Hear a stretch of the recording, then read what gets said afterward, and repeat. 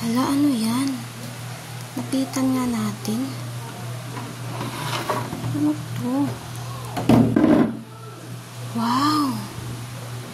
Ang daming prutas ng mayayaman, guys.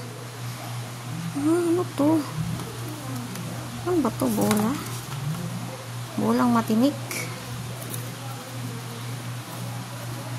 Hindi ko alam ang tawag dyan. Ngayon lang ako nakakita niyan. Ito naman, alam ko to, orange. Ito lang nabibili namin, tig 10 piso to dati. Dati pa yun. Pero ngayon, hindi ko na alam ang presyo nun kasi hindi na kami nakakabili nito. Ito, may apple. Malalaking apple to. Yung binibili ko, maliliit lang na tig 10 piso. Ito, mukhang apple.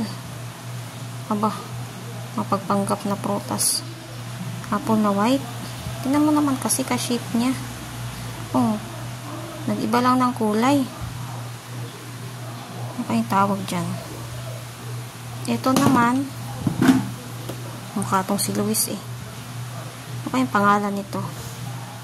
Grabe, ang dami nilang prutas na ngayon ko lang nakita.